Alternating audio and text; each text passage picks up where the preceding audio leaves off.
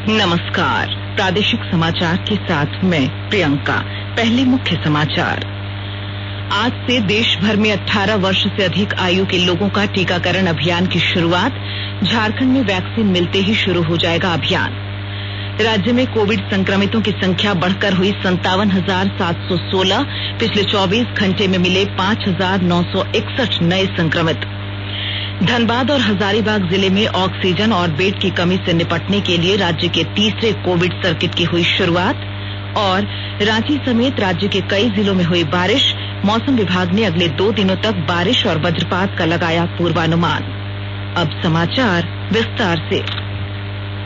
Covid मरीजों की संख्या लगातार बढ़ रही है। श्रोताओं से अपील है कि कोई भी कोताही न बरतें। सुरक्षा के सभी उपायों का पालन करें और 18 वर्ष से अधिक आयु के सभी लोग निसंकोच टीका लगवाएं। 18 से 24 वर्ष की आयु वर्ग के लोगों का टीकाकरण 1 मई से शुरू होगा। 3 आसान उपायों का पालन करें और सुरक्षित रहें। मास्क पहनें, 2 गज की दूरी है जरूरी, सुरक्षित दूरी बनाए रखें, हाथ और मुंह साफ रखें। और आइए बढ़ते हैं अब समाचारों की ओर। भारत के सबसे बड़े टीकाकरण अभियान का तीसरा चरण आज से शुरू हो रहा है। इसमें 18 वर्ष से अधिक आयु के सभी लोगों को कोविड वैक्सीन दी जाएगी। बुधवार से पंजीकरण शुरू होने के बाद मात्र 2 दिन में अब तक 2 करोड़ 66 लाख से अधिक लोगों ने इस चरण में टीकाकरण के लिए पंजीकरण कराया है। 18 से 44 वर्ष आयु के नागरिक cowin.gov.in पोर्टल या आरोग्य सेतु ऐप के माध्यम से कोविड टीकाकरण कार्यक्रम में पंजीकरण करा सकते हैं। इधर मुख्यमंत्री हेमंत सोरेन ने कहा है कि कोरोना वैक्सीन मिलते ही राज्य में 18 वर्ष से अधिक आयु वर्ग के लोगों का टीकाकरण शुरू करा दिया जाएगा। श्री सोरेन ने कहा कि टीका की आपूर्ति होते ही राज्यवासियों को निःशुल्क कोरोना का टीका लगाया जाएगा। राज्य के स्वास्थ्य सचिव अरुण कुमार सिंह ने आशा व्यक्त की है कि राज्य में 10 मई से वैक्सीन की डोज मिलते ही 18 वर्ष से अधिक आयु वर्ग के लोगों का टीकाकरण शुरू कर दिया जाएगा। वहीं सभी जिलों में इसकी व्यापक तैयारी पूरी कर ली गई है। रूस से कोविड-19 वैक्सीन स्पुतनिक 5 की पहली खेप आज भारत आने वाली है। रूस के इस टीके से अधिक लोगों को कोविड से बचाव का टीका लगाने की क्षमता बढ़ाने के भारत के प्रयासों को मजबूती मिलने की उम्मीद है। प्रधानमंत्री नरेंद्र मोदी ने दोहराया है कि सरकार का प्रत्येक अंग देश में कोविड स्थिति से निपटने के लिए एकजुट होकर तेजी से कार्य कर रहा है। उन्होंने केंद्रीय मंत्रिमंडल से आग्रह किया कि वे अपने संबंधित क्षेत्रों में लोगों के संपर्क में रहें, उनकी सहायता करें और उनसे सुझाव लें। प्रधानमंत्री ने यह सुनिश्चित करने की आवश्यकता पर बल दिया कि स्थानीय स्तर के मुद्दों की तत्काल पहचान की जाए और उनका समाधान किया जाए। श्री मोदी ने देश में कोविड की दूसरी लहर से उत्पन्न स्थिति पर चर्चा के लिए वर्चुअल माध्यम से आयोजित कल केंद्रीय मंत्रिमंडल की बैठक में यह बात कही। प्रधानमंत्री नरेंद्र मोदी ने गरीबों को बिना किसी दिक्कत के मुफ्त खाद्यान्न का लाभ सुनिश्चित करने के लिए केंद्र सरकार के अधिकारियों को राज्यों के साथ निकट समन्वय से काम करने का निर्देश दिया है। उन्होंने कल वीडियो कॉन्फ्रेंस के माध्यम से विभिन्न अधिकार प्राप्त समूहों के कामकाज की समीक्षा के लिए आयोजित बैठक की अध्यक्षता की। बैठक में कहा गया कि one nation one ration card से अधिक लोगों को फायदा हुआ है। अग्रिम पंक्ति स्वास्थ्यकर्ताओं के लिए बीमा योजना को अगले 6 महीने के लिए बढ़ा दी गई है। प्रधानमंत्री ने कहा कि लंबित बीमा दावों के निपटान में तेजी लाने के लिए कदम उठाए जाने चाहिए ताकि मृतक के आश्रित समय पर लाभ उठा सकें। श्री मोदी ने अधिकारियों को निर्देश दिया कि वे माल की निर्बाध आवाजाही सुनिश्चित करने के लिए समग्र योजना बनाएं ताकि आपूर्ति श्रृंखला में व्यवधान से बचा जा सके। झारखंड में कोरोना के सक्रिय मामलों की संख्या बढ़कर 57,716 पहुंच गई है। राज्य भर में पिछले 24 घंटों में 5,961 नए कोरोना संक्रमित मिले हैं। वहीं 4,002 लोगों को स्वस्थ होने के बाद अस्पतालों से छुट्टी दे दी गई है। वहीं कल 120 संक्रमितों की कोरोना से मौत हो गई। केंद्र सरकार ने कोविड के उपचार में उपयोग किए जाने वाले उपकरणों और रिएजेंटों पर अगले 6 महीने तक आयात शुल्क में छूट दी है। कोविड जांच के प्रयासों में तेजी लाने के लिए यह निर्णय लिया गया है। यह छूट 31 अक्टूबर तक लागू रहेगी। मधुपुर उपचुनाव के लिए कल होने वाली मतगणना में कोविड नियमों का पालन किया जाएगा। जिला निर्वाचन पदाधिकारी सह उपायुक्त श्रीमती नैंसी सहाय ने बताया कि मतगणना सुबह 8 बजे से शुरू होगी, जो 24 राउंड तक चलेगी। मतगणना 21 टेबलों पर होगी। उन्होंने बताया कि मतगणना के पहले और बाद में केंद्र को सैनिटाइज किया जाएगा। भारत निर्वाचन आयोग के निर्देशानुसार मतगणना स्थल में प्रवेश हेतु आरटीपीसीआर और रैपिड एंटीजन टेस्ट के बिना या कोविड-19 का टीकाकरण की दूसरी खुराक के बिना किसी व्यक्ति को प्रवेश की अनुमति नहीं दी जाएगी। आकाशवाणी के ताजा तरीन समाचारों के लिए आप हमारी वेबसाइट newsonair.com पर लॉग ऑन कर सकते हैं।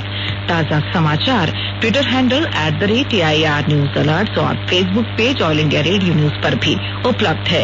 आप प्रादेशिक समाचार एकांश के ट्विटर हैंडल @AIR न्यूज _ और फेसबुक पेज तथा YouTube channel AIR news Ranchi पर भी हमारे बुलेटिन सुन सकते हैं। प्रादेशिक समाचार आप आकाशवाणी रांची से सुन रहे हैं और अब पेश है कोरोना से बचाव के कुछ संदेश।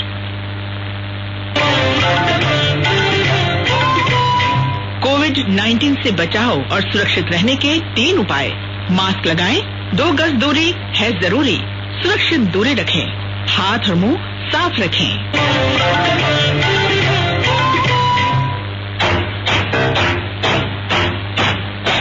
चलो मिलकर एक शुरुआत करें, चलो एक फैसला आज करें, मास्क नहीं तो टोकेंगे, कोरोना को रोकेंगे, चलो एक वादा करते हैं, चलो एक वादा करते हैं, मास्क नहीं तो टोकेंगे, कोरोना को रोकेंगे। भारत सरकार द्वारा जनहित में जारी। प्रादेशिक समाचार में आपका फिर स्वागत है। राज्य सरकार के निर्देश पर धनबाद और हजारीबाग जिले में कोविड सर्किट बनाया गया है। कोविड सर्किट के माध्यम से धनबाद जिले के कोविड मरीजों को ऑक्सीजन लेवल 90 से कम होने की स्थिति में बोकारो जिले में भी ऑक्सीजन बेड उपलब्ध कराया जा सकेगा। बोकारो जिले में कोविड जिला नियंत्रण कक्ष का संचालन सदर अस्पताल के सभागार में किया जा रहा है। नियंत्रण कक्ष में निजी अस्पतालों एवं सरकारी अस्पतालों में बेड की उपलब्धता एवं भर्ती मरीजों का आंकड़ा संग्रह करने के लिए पदाधिकारियों की प्रतिनियुक्ति की गई है। कोविड-19 कंट्रोल रूम से धनबाद जिले में भर्ती के लिए उपलब्ध अस्पताल और बेड की जानकारी साझा करने के लिए 3 पदाधिकारियों को नोडल पदाधिकारी बनाया गया है। रामगढ़ जिले में नवनिर्मित ट्रॉमा सेंटर को कोविड सेंटर बनाया गया है। इस सेंटर में 25 बेड लगाए गए हैं, जिनके सभी बेड पर ऑक्सीजन की सुविधा दी गई है। विस्तृत जानकारी के साथ हमारे रामगढ़ संवाददाता। रामगढ़ जिले में कोरोना के बढ़ते मामले एवं मरीजों की परेशानियों को देखते हुए ट्रॉमा सेंटर की शुरुआत की गई है। जिले के उपायुक्त संदीप सिंह के निर्देश पर नवनिर्मित ट्रॉमा सेंटर को कोरोना संक्रमित मरीजों के लिए शुरू किया गया है। यह ट्रॉमा सेंटर बाईपास 4 लेन पर स्थित है, जिसमें 25 बेड लगाए गए हैं, जिनके सभी बेड पर ऑक्सीजन की सुविधा दी गई है। 4 लेन पर स्थित होने के कारण राज्य की राजधानी रांची सहित दूसरे जिले के भी कोरोना संक्रमित मरीज इसका लाभ ले सकेंगे। कोरोना काल में यह ट्रॉमा सेंटर रामगढ़ सहित पड़ोस के जिलों के लिए वरदान साबित होगा। कोरोना संक्रमित मरीजों के इलाज के लिए इस ट्रॉमा सेंटर में 3 डॉक्टर एवं 6 पैरा मेडिकल स्टाफ की प्रतिनियुक्ति की गई है। ट्रॉमा सेंटर के शुरू होने पर जिले के उप विकास आयुक्त नागेंद्र कुमार सिन्हा ने इसका निरीक्षण किया एवं मौके पर उपस्थित डॉक्टरों और स्वास्थ्य कर्मियों को कई दिशा निर्देश भी दिए। कौशल किशोर तिवारी, आकाशवाणी समाचार, रामगढ़। रांची, खूंटी सहित राज्य के कई हिस्सों में कल शाम तेज हवा के साथ बारिश हुई।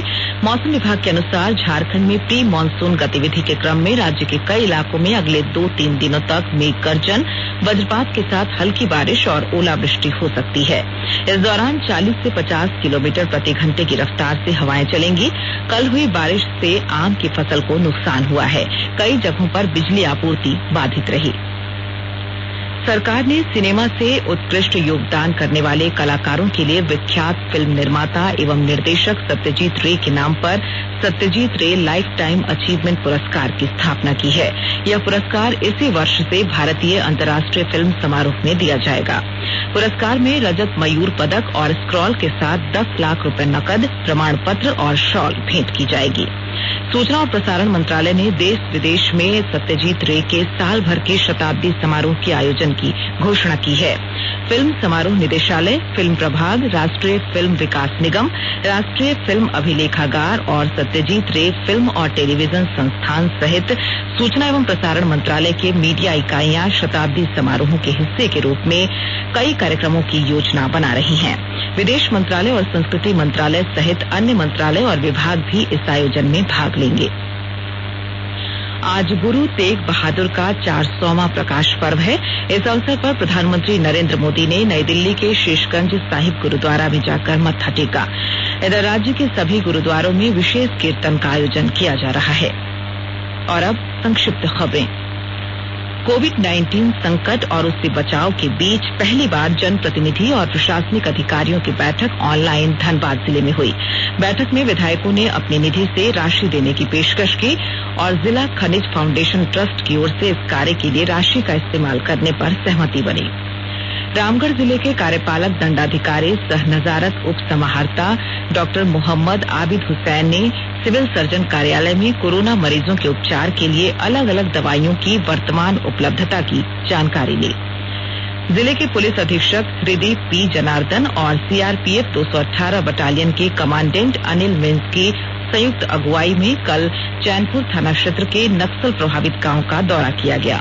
2 दिन पहले चैनपुर थाना क्षेत्र स्थित नवगाई गांव में जेजेएमपी के उग्रवादियों ने डैम निर्माण स्थल पर उत्पात मचाया था।